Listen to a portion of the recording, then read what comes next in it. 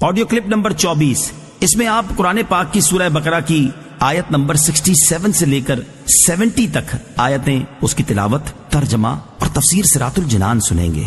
بسم اللہ الرحمن الرحیم۔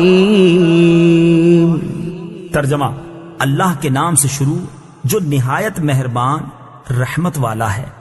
وَإِذْ قَالَ مُوسَى لِقَوْمِهِ إِنَّ اللَّهَ يَأْمُرُكُمْ أَن تَذْبَحُوا بَقَرَةً قَالُوا أَتَتَّخِذُنَا هُزُوًا قَالَ أَعُوذُ بِاللَّهِ أَنْ أَكُونَ مِنَ الْجَاهِلِينَ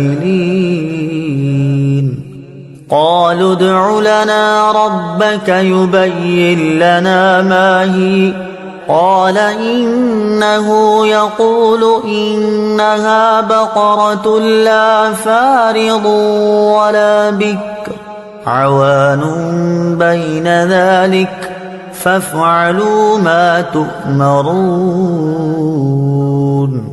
قالوا ادع لنا ربك يبين لنا ما لونها قال إنه يقول إنها بقرة صفراء فاقع لونها تسر الناظرين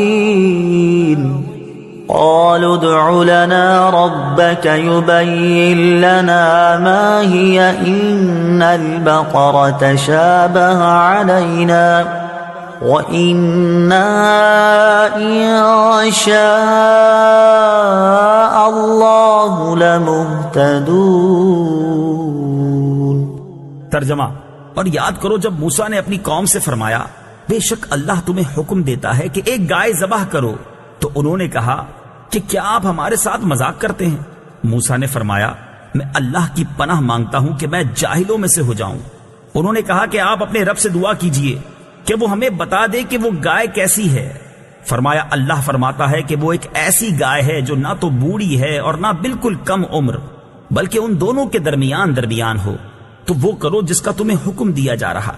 انہوں نے کہا آپ اپنے رب سے دعا کیجئے کہ وہ ہمیں بتا دے اس گائے کا رنگ کیا ہے۔ فرمایا کہ اللہ فرماتا ہے کہ وہ پیلے رنگ کی گائے ہے جس کا رنگ بہت گہرا ہے، وہ گائے دیکھنے والوں کو خوشی دیتی ہے۔ انہوں نے کہا آپ اپنے رب سے دعا کیجئے کہ ہمارے لیے واضح طور پر بیان کر دے کہ وہ گائے کیسی ہے، کیونکہ بے شک گائے ہم پر مشتبہ ہو گئی ہے، اور اگر اللہ چاہے گا تو یقیناً ہم راہ پا لیں گے۔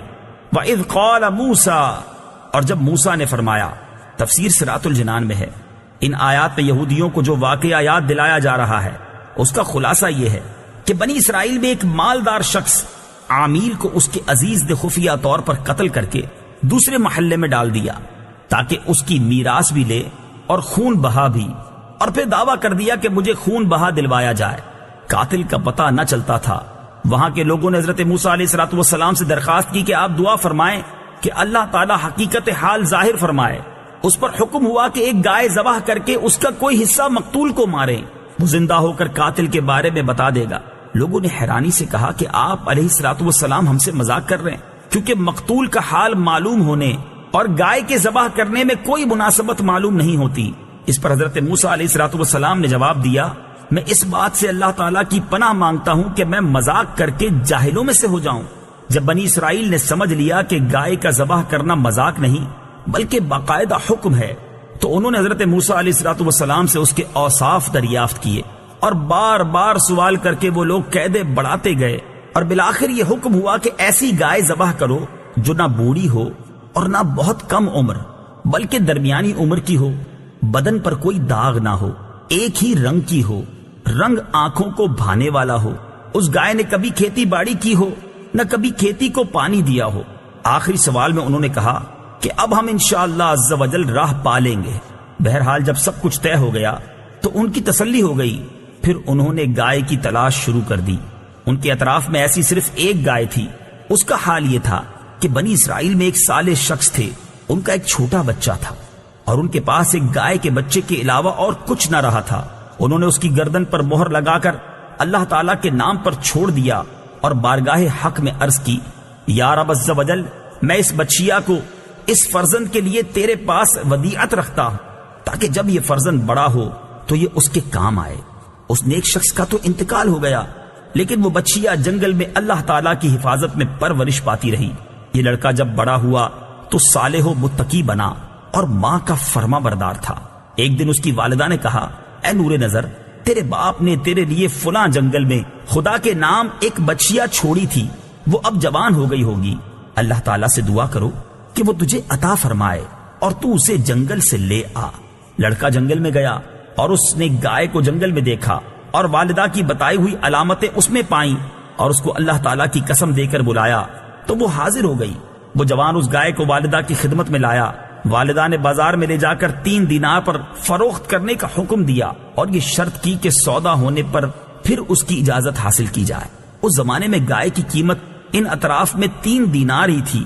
جوان جب اس گائے کو بازار میں لایا تو ایک فرشتہ خریدار کی صورت میں آیا اور اس نے گائے کی قیمت 6 دینار لگا دی، مگر یہ شرط رکھی کہ جوان اپنی والدہ سے اجازت نہیں لے گا۔ جوان نے یہ منظور نہ کیا اور والدہ سے تمام قصہ کہا۔ اس کی والدہ نے 6 دینار قیمت منظور کرنے کی تو اجازت دی، مگر بیچنے میں پھر دوبارہ اپنی مرضی دریافت کرنے کی شرط لگا دی۔ جوان پھر بازار میں آیا۔ اس مرتبہ فرشتے نے 12 دینار قیمت لگائی اور کہا کہ والدہ کی اجازت پر موقوف نہ رکھو۔ جوان نے نہ مانا اور والدہ کو اطلاع دی۔ وہ صاحب فراست عورت سمجھ گئی کہ یہ خریدار نہیں کوئی فرشتہ ہے جو آزمائش کے لیے آتا ہے۔ بیٹے سے کہا کہ اب کی مرتبہ اس خریدار سے کہنا کہ آپ ہمیں اس گائے کے فروخت کرنے کا حکم دیتے ہیں یا نہیں۔ لڑکے نے یہی کہا تو فرشتے نے جواب دیا کہ ابھی اس کو روکے رہو، جب بنی اسرائیل خریدنے آئیں تو اس کی قیمت یہ مقرر کرنا کہ اس کی کھال میں سونا بھر دیا جائے۔ جوان گائے کو گھر لایا اور جب بنی اسرائیل جستجو کرتے ہوئے اس کے مکان پر پہنچے تو یہی قیمت طے کی، اور حضرت موسیٰ علیہ الصلوۃ والسلام کی ضمانت پر وہ گائے بنی اسرائیل کے سپرد کی۔